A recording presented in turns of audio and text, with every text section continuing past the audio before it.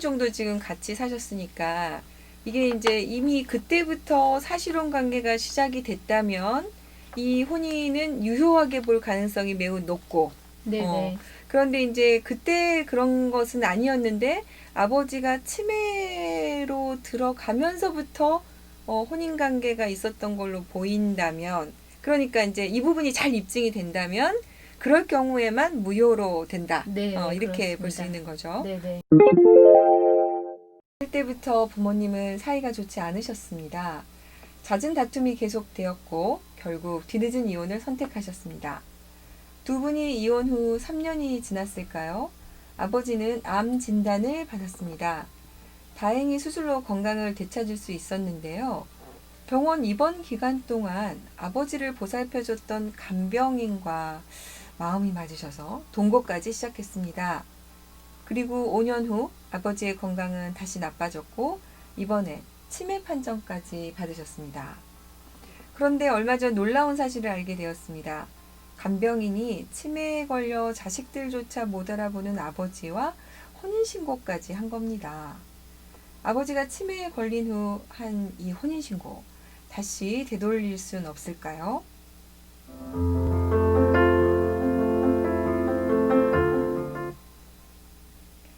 네, 간병인이셨는데 처음에는 분명히 근데 네. 치매에 걸린 남편이라고, 그러니까 부부관계라고 혼인신고를 했습니다. 왜 이렇게 하셨을까요?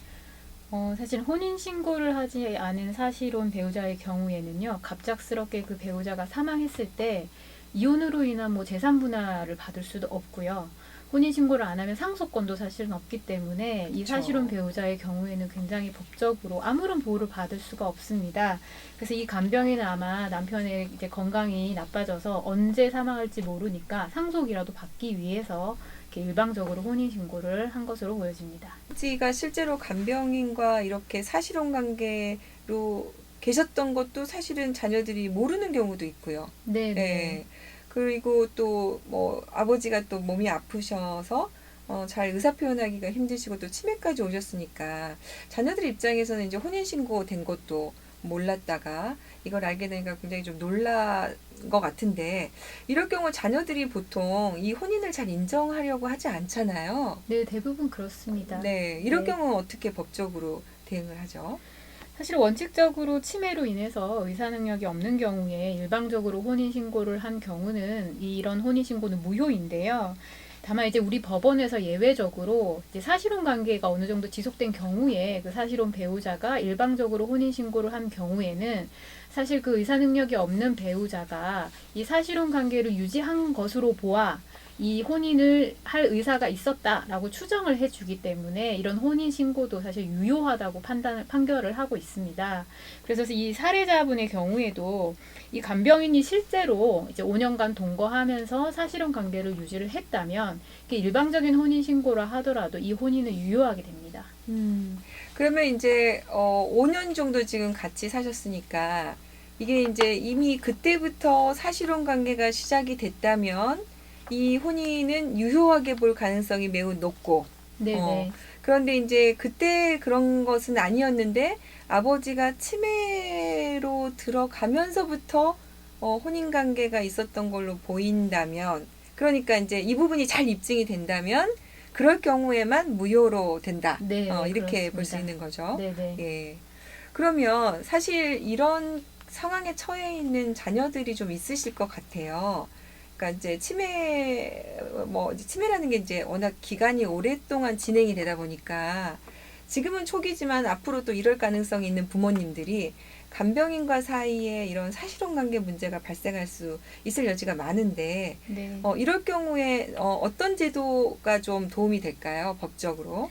일단은 부모님의 치매가 좀 어느 정도 진행됐으면 그 먼저 이제 성년 후견인 개시 신청을 해서 이 부모님의 의사 능력이 지금 현저히 부족하거나 없다라는 거를 판결을 받아서 이제 네. 쉽사리 이런 의사 능력 없는 부모님을 이제 간병인이나 주위에 사실은 실질적으로는 사실혼 관계가 아닌데 아, 이런 걸 이용할 수 네. 있는 사람들이 있어서 이걸 방지할 수 음. 있고요.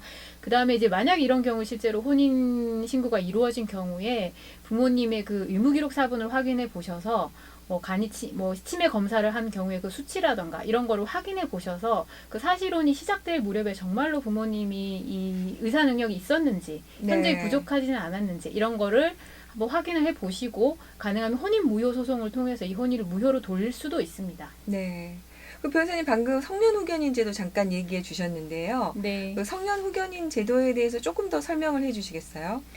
성년 후견인 제도는 사실 질병이나 노령 등으로 그 자신의 재산을 스스로 관리할 능력이 없거나 아니면 신상에 대해서 스스로 결정할 수 있는 그런 능력이 현저히 부족하거나 없는 경우에 이런 분들을 이제 보호하기 위해서 국가에서 이제 그 성년 후견인 제도를 실시하고 있는데요. 법원에 이 사람의 의사 능력이 부족하다라고 해서 성년 후견 개시 심판 청구를 하면 이제 이 사람 그 의사 능력이 들이 모른 상태에서 혼인 신고를 하거나 이런 일은 발생하지 않았을 수 있다. 예, 그렇습니다. 그러면 이제 예방적으로 이용할 수 있는 제도이기도 하네요. 네네네. 네.